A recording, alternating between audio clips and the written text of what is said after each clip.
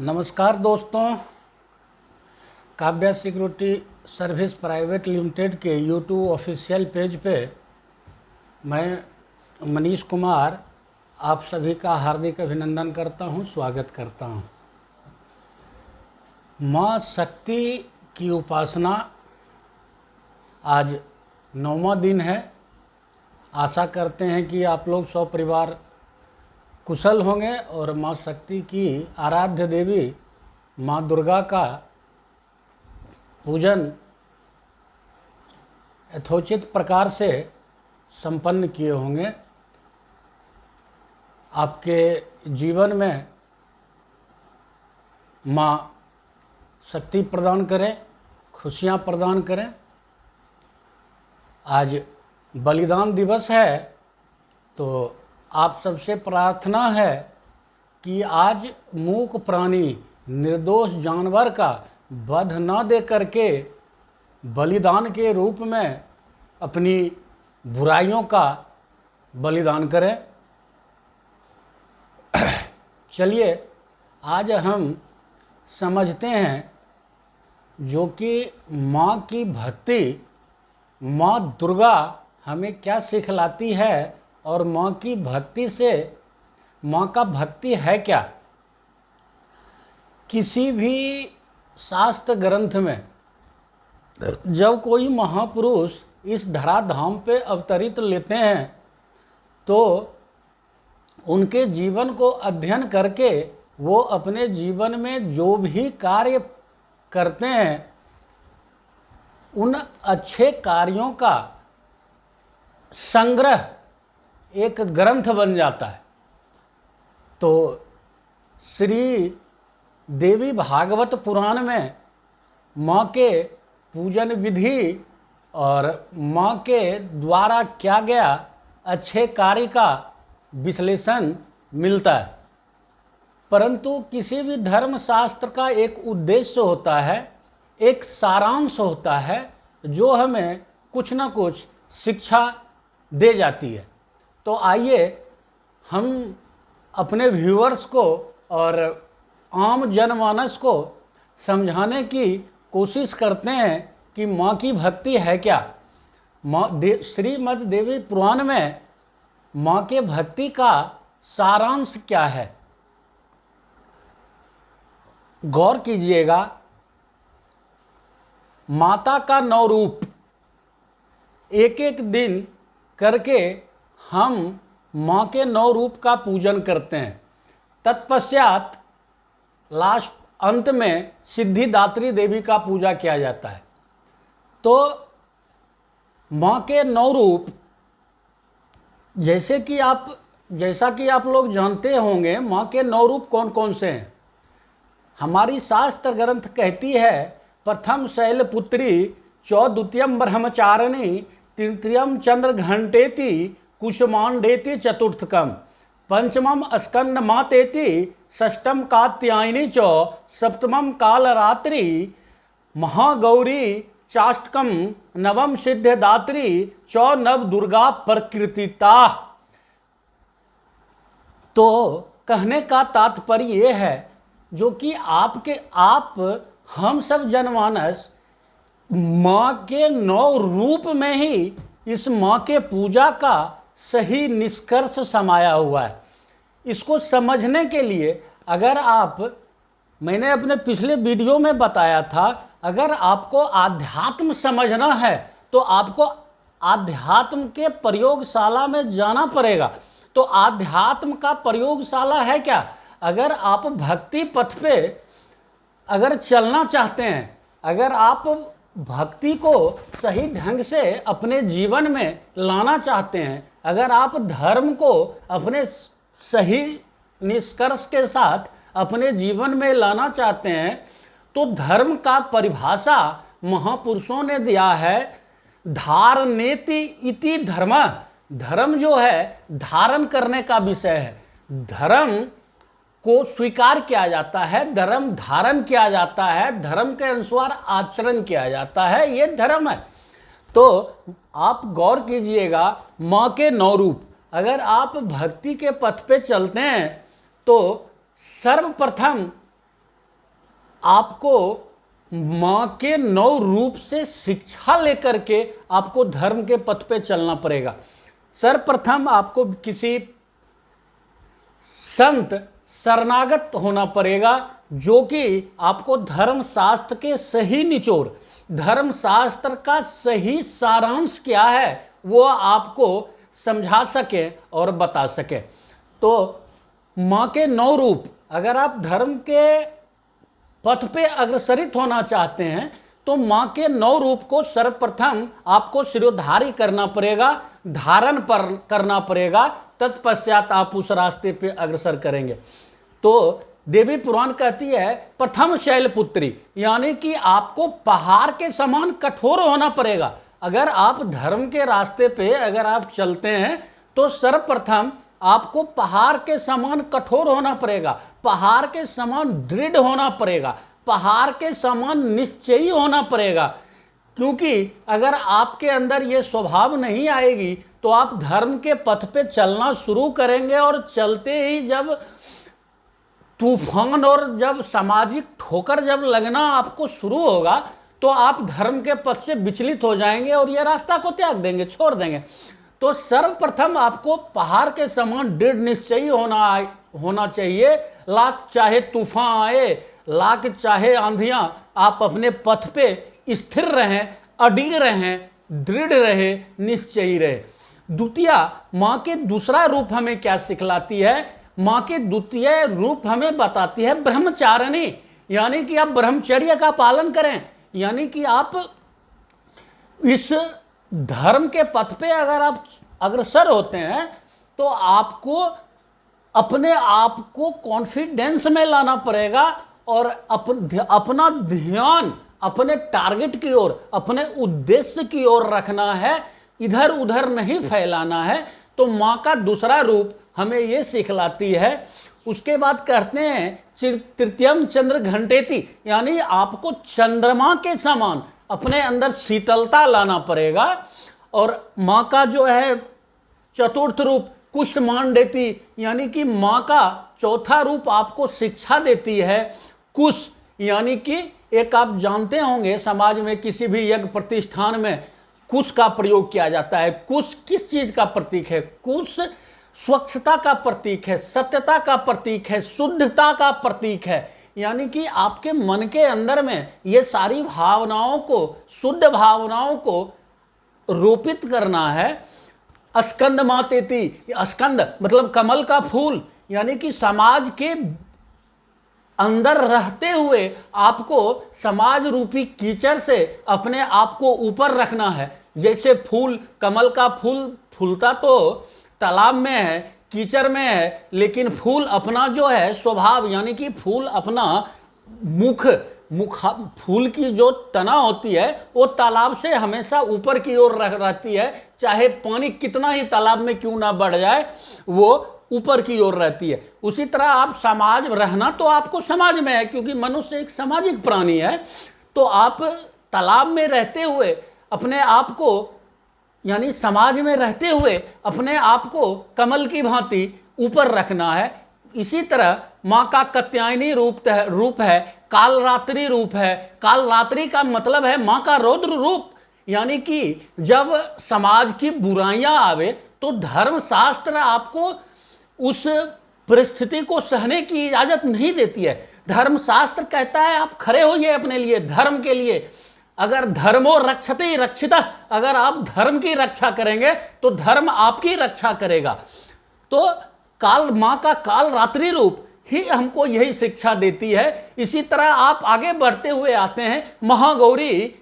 अगर आप मां के 8 रूप का पालन करते हैं तो आप महागौरी, यानी कि आप शक्ति स्वरूपा मां गौरी के समान हो जाते हैं। लास्ट में आता है सिद्धिदात्री चौ, यानी कि आप सिद्धि प्राप्त कर लिए, आप शक्ति प्राप्त कर लिए। मां के 9 रूप का अपने अंदर गुण को समाधान करके आप शक्ति स्वरूपा मां जगदम्बा के कृपा के पात्र हो गए। आगे मां के इसी रूप के अंदर में लिखा हुआ है उक्ता नेतानी नमामि वर्तनेव महात्मना, यानी कि आप उस महात्मा को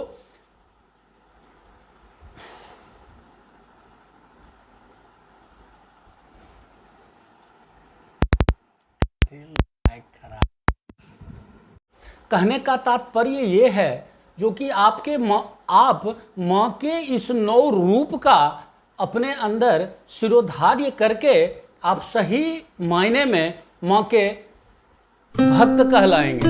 माँ का पूजन विधि यही है, माँ का पूजन यही है। कर्म कांड में नहीं फंसना है, धर्म शास्त्र में नहीं फंसना है, धर्म शास्त्र का निचोड़ को पकड़ करके इस धर्म के रास्ते पे आगे बढ़ना है। माँ का यही रूप आप लोग जानते होंगे। माँ वैष्णो देवी अगर आप कभी गए होंगे दर्शन को, तो माँ का जो गर्भगृह है यही शिक्षा देती है हमें। माँ काल भैरव यानी कि बुराई का प्रतीक है, काल भैरव बुराई का प्रतीक है। माँ उससे अलग होते हुए, उससे छुटकारा प्राप्त करके जा करके किसी गुफा के अंदर में 9 दिन तक माँ का शक्ति की आराधना करती है। तत्पश्चात वो 10वें दिन सिद्धिदात्री यानी कि शक्ति स्वरूपा माँ जगदम्बा बनकर के समाज के सामने में प्रस्तुत होती है। माँ वैष्णवी का अगर आप हिस्ट्री पढ़िएंगे, राजा वैष्णव की पुत्री वैष्णवी, उन्होंने माँ की 9 दिन का आराधन करके, इसी तरह आराधना करके वो इनलाइटेड होकर के, शक्ति स्वरूपा होकर के आम जनमानस के पटल पे देवी माँ बन करके प्रस्तुत हुई। तो माँ का यही 9 रूप है, और यही 9 रूप हमें और भी धर्म शास्त्रों से यही निचोड़ निकल करके आता है। हमारी वेद कहती है मनुर्भवा मनुर्भवा, मनुष्य बनो मनुष्य बनो। तो अगर आप मनुष्य तभी बन सकते हैं जब आप माँ के इस 9 रूप को आप अपने अंदर धार्य करते हैं, आप अपने अंदर शिरोधार्य करते हैं। सेम यही चीज रामायण सिखाती है। रामायण में जब परशुराम सबरी के पास पहुंचते हैं तो सबरी माँ प्रभु श्री राम से कहती है, प्रभु हमें भक्ति की शिक्षा दीजिए, जो कि वो पूर्ण रूपेण सबरी शक्ति बन चुकी थी, शक्ति स्वरूपा बन चुकी थी, गुरु के भक्ति स्वरूप। फिर भी वो राम जी को कहते हैं जो कि मुझे शक्ति की, मुझे पूजा विधि भक्ति की परिभाषा दीजिए। तो उन्होंने, श्री राम ने नवधा भक्ति का जिक्र किया है। रामायण में भी प्रभु श्री राम ने भक्ति का 9 रूप नवधा भक्ति ही बताया है ना। आपने सुना होगा, तेहि देहि गति राम उदारा, सबरी के आश्रम पगु धारा, सबरी देखी राम गृह आए, मुनि के बचन समझी जिये माए। यानी कि हे मुझे बताइए, कहते हैं नवधा भक्ति, फिर आगे श्री राम कहते हैं नवधा भक्ति कहूँ तो ही पाही, सावधान सुनु धरूं मन माही, अप्रथम भक्ति संतह कर संगा, दूसरी रति मम कया प्रसंगा। इसी तरह से माने रामायण में श्री राम ने 9 भक्ति का ही योग किया है। यही नवधा भक्ति माँ के 9 रूप से आपको जोड़ती है। आगे बढ़ते हैं तो गुरु ग्रंथ साहिब में आपको मिलता है 9 दरवाजा काया कोटि, 10वां गुप्त रखीजिए, वज्र कपाट नहीं खुलनी, गुरु शब्द खुलीजिए, गुरु ज्ञान खुलीजिए। आखिर ये 9 का फेरा क्या है? आखिर ये 9 रूप हमेशा धर्मशास्त्र में ये 9 के तरफ ही इंगित क्यों किया गया है? आगे आपको पता ही है नवग्रह भी आप देखते हैं। उसी तरह जब आप द्विज बनते हैं तो द्विज बनने में आपको जो संत होते हैं अपने गर्भ में धारण करते हैं, तत्पश्चात आप द्विज के रूप में प्रस्तुत होते हैं, द्विज कहलाते हैं आप। गर्भाधान का भी समय 9 मंथ का ही होता है। तत्पश्चात जो है आपका आंखें काम करती है, नाक काम करती है, लेकिन जब तक आप 9 महीना गर्भ के अंदर हैं तब तक आपका सब कुछ बंद है। यही 9 दरवाजा काया कोटि, 10वां गुप्त रखीजिए, वज्र कपाट नहीं खुलनी, गुरु शब्द खुलीजिए, गुरु ज्ञान खुलीजिए। 9 दरवाजा, कान दो, नाक दो, उसके बाद आंख दो, एक मुंह और उत्सर्जन और विसर्जन। ये सब कुछ गर्भाधान में एक बच्चे का कार्य नहीं करता है, तो वो ईश्वर से जुड़ा हुआ है। लेकिन जैसे ही इस 9 दरवाजा का जो है आप माँ के जैसे ही ये 9 दरवाजा, जैसे माँ के गर्भ से आप निकलते हैं, आपका ये 9 के 9 दरवाजा काम करने लगते हैं बाहरी। और तो बाहरी दरवाजा काम करते हैं तो धर्म आप इन बाहरी दरवाजा से आप कम नहीं कर सकते। इसके लिए आपको इंट्रोगेटिव होना पड़ेगा, आपको अंतर्मुखी होना पड़ेगा। तत्पश्चात जो है गुरु शब्द खुली, वज्र कपाट नहीं खुलनी, गुरु शब्द खुली, यानी 10वां द्वार जो है वो गुरु खोलते हैं। यानी कि एक पूर्ण संत गुरु महापुरुष के जब आप शरणागति होते हैं तब वो आपके 10वां द्वार का भेदन करते हैं। यही शिव नेत्र कहलाता है, ये डिवाइन आई कहलाता है, यही प्रज्ञा चक्षु कहलाता है।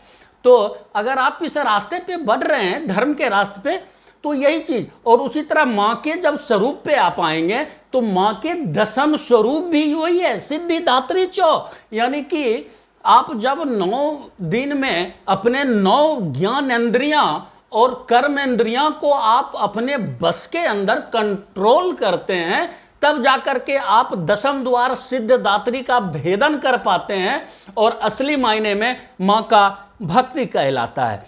तो महापुरुष से पूछा गया जो कि कौन सा रास्ता है जिस पे चल के आप धर्मागति हो सकते हैं, धर्म को प्राप्त कर सकते हैं। कह पंथा, यक्ष युधिष्ठिर संवाद में आता है, कह पंथा, युधिष्ठिर उत्तर देते हैं, महाजनेन एन गतः 100 पंथा। जिस रास्ते पे चल करके हमारे संत महापुरुष उस परमपिता परमात्मा की भक्ति को प्राप्त किए, उस मां शक्ति के भक्ति को प्राप्त किए, तो उस भक्ति को, उस शक्ति को प्राप्त करने का यही एकमात्र रास्ता है।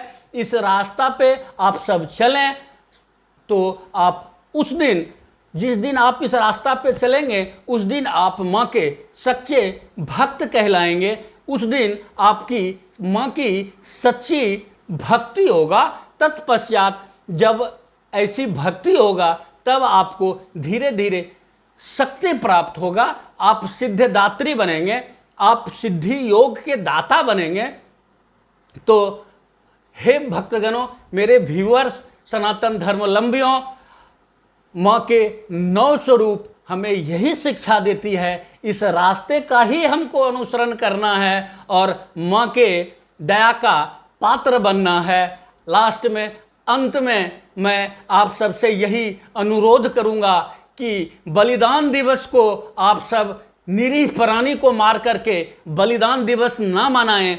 अपने अंदर की जो आपकी बुराइयां हैं, उन बुराइयों का बलिदान दे करके आप सच्चे मायने में बलिदान दिवस को मना सकते हैं। माँ शक्ति की आराधना, देवी का आराधना पूरा कर सकते हैं। इसी आशा और विश्वास के साथ मैं अपनी वाणी को समाप्त करता हूं। फिर किसी वीडियो में मैं आपसे मुलाकात करूंगा, मैं आपसे किसी टॉपिक पे चर्चा करूंगा।